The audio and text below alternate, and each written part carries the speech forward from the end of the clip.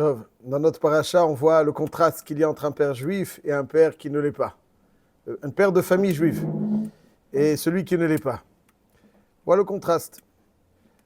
Pasuk nous dit Vayar Yaakov et pene Lavan veine enenu imo kitmol shilshom. Un jour, donc, Yaakov se rend compte que Lavan n'est plus aussi ce qu'il était. Et il devient Vayomer Yaakov, Vayomer Hashem el Yaakov, shuv el eretz avotecha l'ulatecha veyeimach. Akadosh Baruch Hu dit à Yaakov Avinu, shuv el eretz avotecha. C'est maintenant, il est arrivé le moment de rentrer, de revenir. Vaishlach Yaakov veikra le Rachel ou Léa. Donc Akadosh Baruch Hu demande à Yaakov Avinu de rentrer en Eretz Israël. Ça y est, on rentre. Alors imaginons qu'Hachem s'adresse à vous et il vous dit c'est le moment de rentrer. Alors vous appelez la famille, vous leur dites quoi? Hachem a dit qu'on rentre, n'est-ce pas? Névoie. D'accord. Et là, j'étais pendant plus longtemps stupéfait que Yaakov Avinu, c'est pas du tout le discours qui tient. Des fois, quand même un rav, il donne une instruction à quelqu'un, il rentre à la maison, le rav, il a dit. Le rav, il a dit, c'est bien. Alors, on va voir comment Yaakov Avinu, l'approche qu'il a. Vaishlach Yaakov, vaikra le Rachel ou Léa Sadeh el Tsono. Donc, il les appelle et il va leur faire part de son projet de rentrer en Eretz Israël. Je vois que c'est plus la même chose. Il a un visage un peu... Alors, et le Havi Ayaimadi, c'est-à-dire que Kadosh Baruch Hu, pendant toutes ces années, m'a protégé de lui. Et le Havi Ayaimadi, vous savez très bien à quel point je me suis investi sans compter, de toutes mes forces. Et votre père va se moquer de moi. Il va sans arrêt changer les conditions de travail. À chaque fois, il traite de conditions pour essayer de... Et finalement, Akadosh Baruch Hu tourne toujours les conditions de Lavan en ma faveur. Lavan a l'impression qu'en posant certaines conditions, Yaakov aura moins et lui, Lavan, aura plus. Et Akadosh Baruch Hu fait en sorte que... Akadosh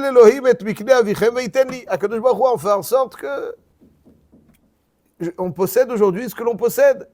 C'est grâce à Hachem. Il raconte un rêve qu'il a eu. Pendant cette période durant laquelle il travaille chez Lavan, Akadosh Baruch Hu lui a révélé la chose suivante. Il y avait des atudim pendant le réchauffement donc la période de chaleur des animaux. Il y avait les atudim, donc les mâles. Akadosh Baruch Hu lui a montré qu'ils changeaient de couleur. Des fois, ils étaient atkudim, des fois, ils étaient les koudim, des fois, ils étaient beroudim. À chaque fois, c'était en fonction de ça. Donc, ils changeaient de couleur. Pourquoi? Pour lui montrer que ce sera toujours en sa faveur. Quand je me crois fait que c'est toujours en sa faveur, quand quelqu'un, il est ce qu'il faut, et l'autre, c'est un roublard, il a l'impression qu'en utilisant la ruse, il va gagner davantage. Alors, c'est pas vrai. C'est celui qui est droit, qui donc a Birkat Hashem. Si on change les couleurs, donc on sait que ça c'est pour le raconte. Non, c'est pas du tout ça. Il lui change les couleurs pour lui montrer que quelles que soient les conditions de la vanne, les couleurs seront toujours en sa faveur. La vanne, il va pas des conditions. Une fois comme ci, une fois comme... Ceux-là comme ci, ils sont à moi. Ceux-là comme ça, ils sont à toi. Alors sache, lui révèle que ça changera. Ce qui va naître te sera favorable. Les couleurs, si on change. Mais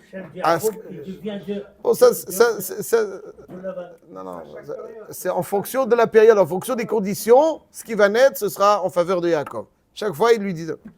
Tom, ça c'est donc le rêve qu'il dit, donc il leur explique comment Baruch Hashem, il possède tout ce qu'il possède. Ensuite, il leur parle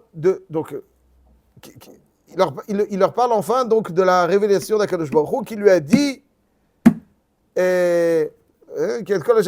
après, il lui dit Adochi Akel. Donc, après leur avoir expliqué que Lavan n'est plus le même avec lui, ça a empiré, et que ce qu'il possède, c'était alors qu'il était droit, et que c'est la bracha d'Hachem, et qui lui a été révélé pendant cette période durant laquelle il travaillait chez Lavan.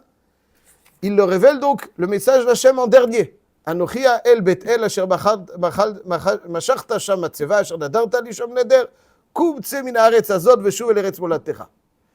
Donc c'est stupéfiant parce qu'en fait, qu'est-ce qu'il leur dit? Il leur dit, alors qu'Hachem lui a demandé de quitter, il leur dit, écoutez, c'est invivable, c'est plus possible. Ça veut dire qu'il me reproche de posséder à chaque fois favorablement, il a l'impression que je magouille. Tout d'un coup, je magouille, mais ouais, c'est comme s'il pensait qu'il allait, il vendait certaines choses pour récupérer les couleurs qui lui étaient... Alors que c'est Akadosh Baruch Hu. Donc il est insupportable. C'est insupportable. Et Hachem m'a demandé de quitter la vanne. C'est comme ça, tu... Comment toi Hachem? Après, bon, en plus, c'est... Non, c'est pas ça. Voilà, c'est pas ça. D'abord, c'est insupportable, c'est invivable. Il va falloir qu'on se retire. Et ensuite, Akadosh Baruch Hu. Et qu'est-ce que dit Vatan, Rachel, Velea, Vatomarna lo, Aod lanu chelek venachala bevet avinu. Aod lanu chelek venachala bevet avinu. Alo nochiot nechshavnu lo, ki mecharanu. Ça veut dire qu'il nous a utilisés pour gagner de l'argent et il nous a pas donné un shekel de dot. Nochiot nechshavnu lo. Il nous a utilisés pour gagner de l'argent. Il t'a demandé, vas-y, travaille. Je te donne en mariage ma fille. Ok, bah alors au moins, ce que tu gagnes, donne quelque chose. Rien. Rien. Nochiot nechshavnu lo ki mecharanu. Vayochal gam achol et kaspenu. Ce qu'il a gagné avec toi, même pas un shekel. Ki chol haosher asher itzil Elohim me'avinu lanu ulvanenu. La seule chose que l'on peut, c'est Akadosh Baruch Hu qui t'a donné. Pourquoi?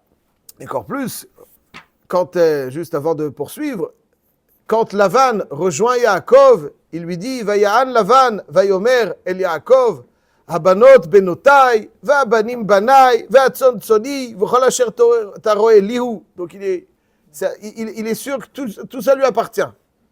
Yaakov a vu le V'livnotai ma'ese la ele hayom ulivnei masheredu. Qu'est-ce que je peux faire? Comme s'il voulait les sanctionner parce que c'est des femmes mariées. Il voulait les... Mais il ne peut pas. Akadosh Baruch Hu lui a dit de ne pas les toucher. Mezazer.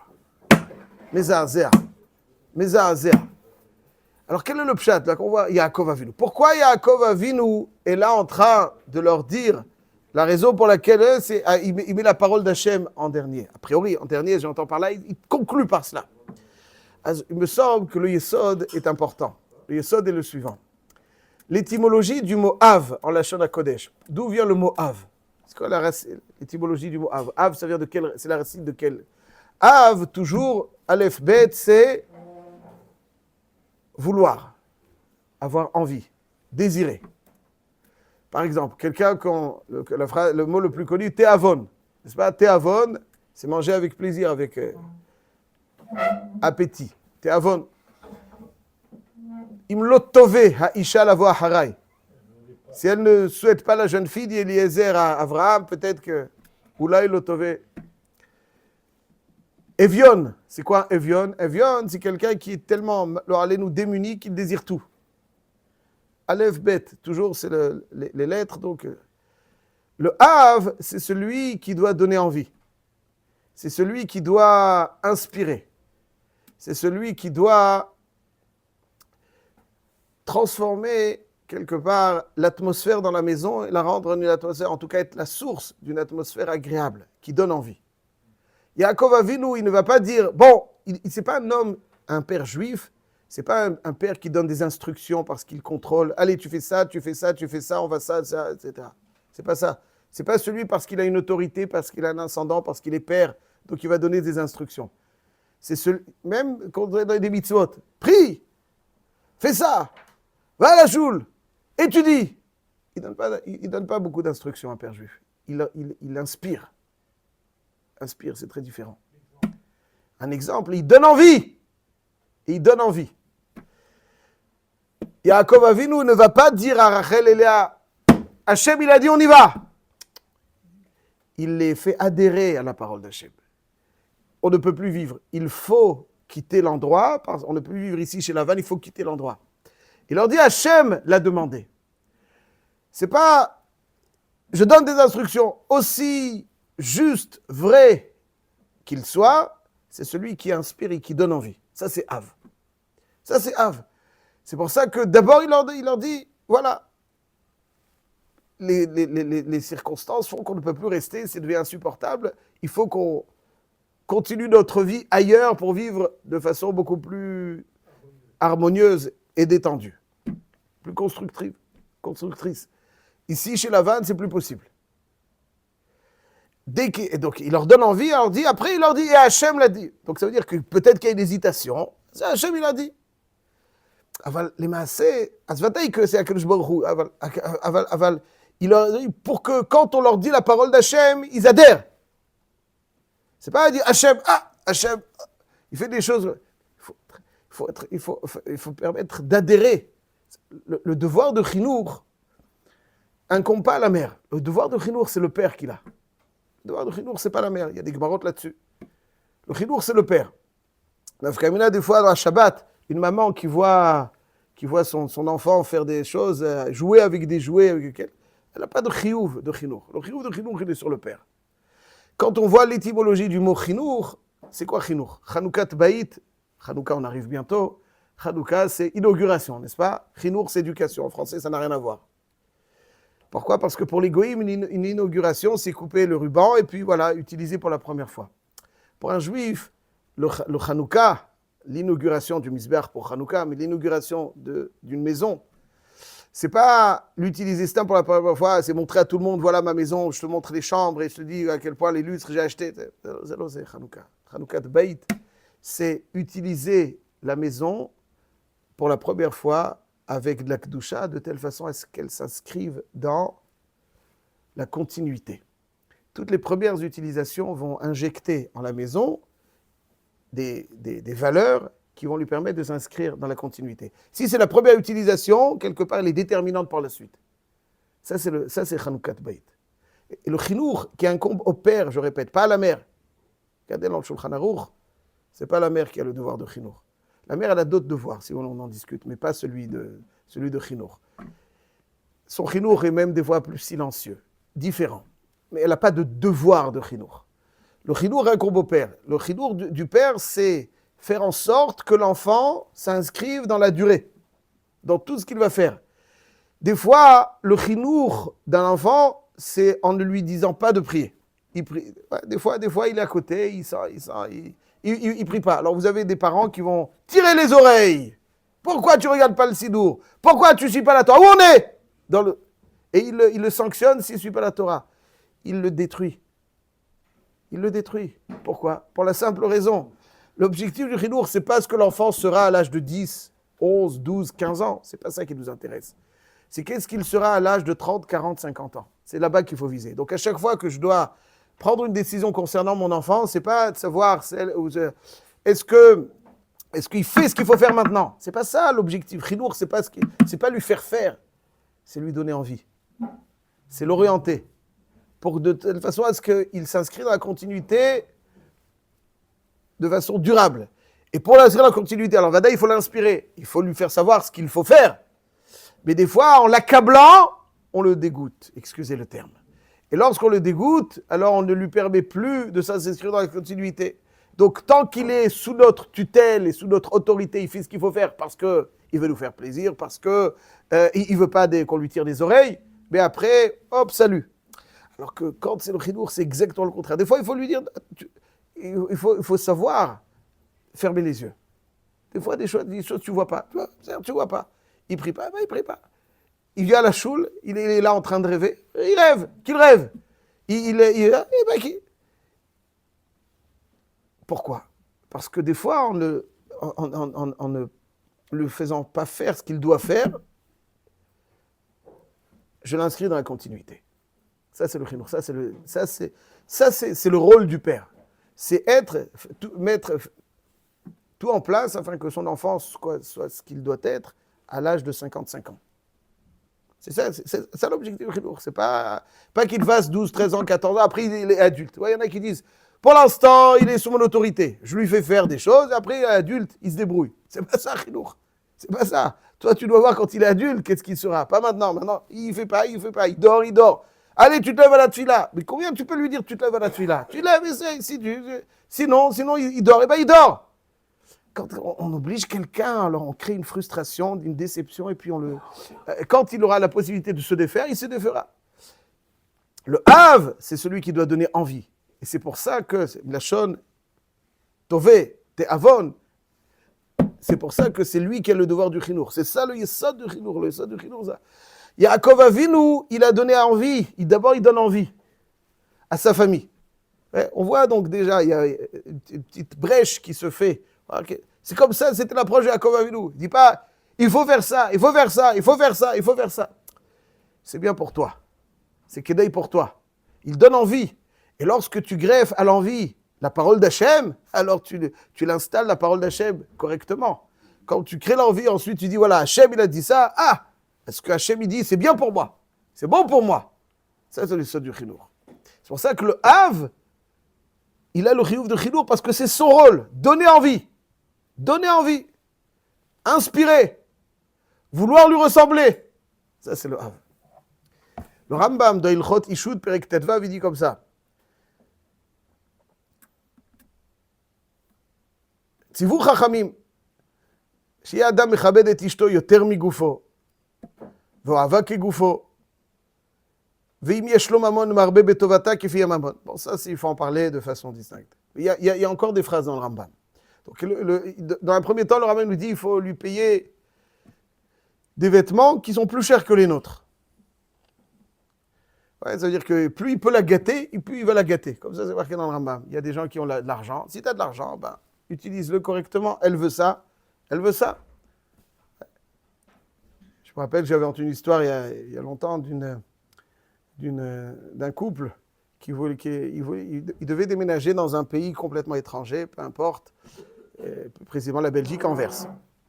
Et puis le mari, lui, voulait un pavillon, une villa, et la femme, elle voulait un appartement. Des fois, les femmes, elles n'aiment pas être dans les trucs. Et puis, le mari, il a trouvé une Metsia à Tsuma, dans un pavillon à Tsuma. Une Metsia énorme. Et c'était des Chabad. C'est des Chabad. Ils envoient au rabbi la question. Voilà, la femme, elle ne voulait pas Béhémet habiter comme ça, mais elle a dit, bon, si c'est une Metsia à Tsuma, c'est bien, achetons-le.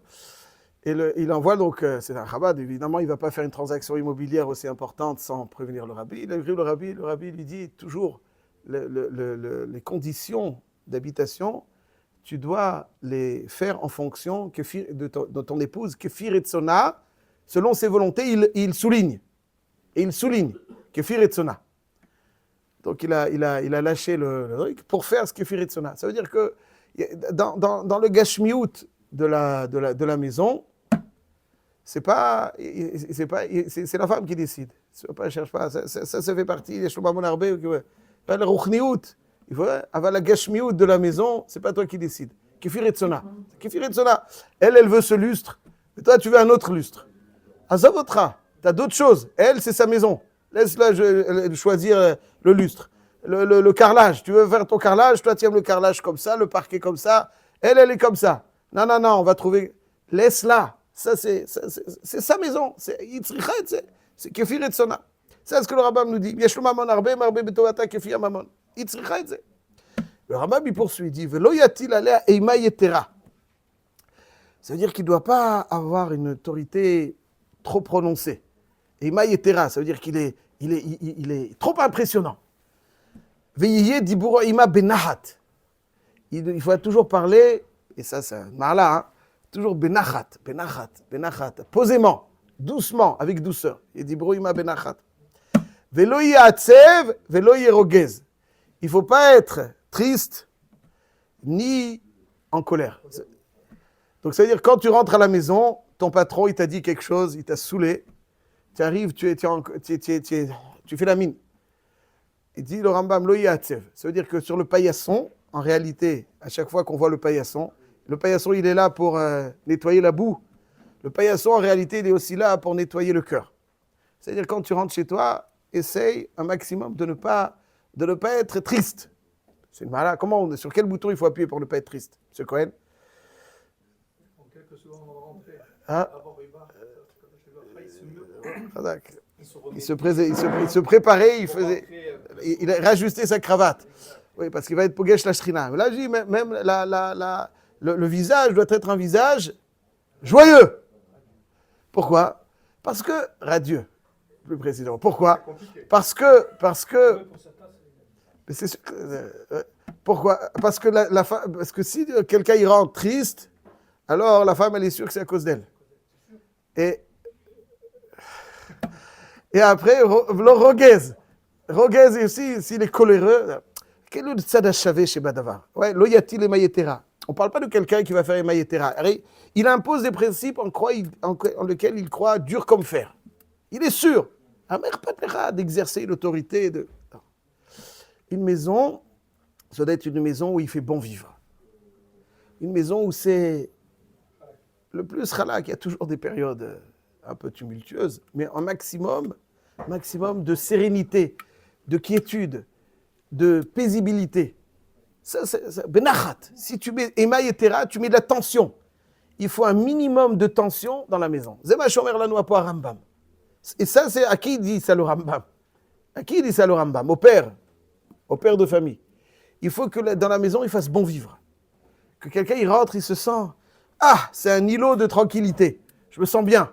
Il n'y a pas quelqu'un qui est stressant, qui va nous mettre de la tension tout autour. Il n'y a pas quelqu'un qui est sans arrêt en train de grogner. Il n'y a pas quelqu'un qui est sans arrêt en train d'exercer une autorité accablante et pesante. Tout est benachat. Il n'y a pas de tristesse, il n'y a pas de stress. Un minimum, autant qu'on le peut. Et pourquoi tout ça? Parce que c'est le rôle du père. Et pourquoi c'est le rôle du père? Parce que le père doit donner envie. Et on ne donne pas envie quand on est grognant. On ne donne pas envie quand on fait la tête. Et on ne donne pas envie quand on exerce une pression exagérée. On crée une révulsion. Pour donner envie, il faut mener sa baraque avec tranquillité, sérénité. Donner envie, c'est faire aimer la Torah et créer une ambiance agréable qui te donne la crédibilité pour faire aimer la Torah. La vanne, c'est celui qui... comment elle réagit, ces filles? Elle dit, Kishvachot, il nous a utilisé, il a pris l'argent. C'est quoi ça? C'est quoi ça? Tu fais aimer.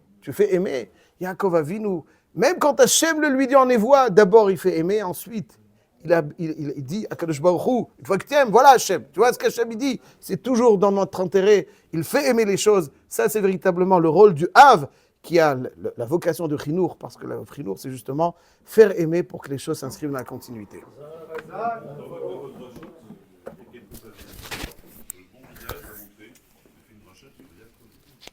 Troisième salut, 33 ou 37 ans de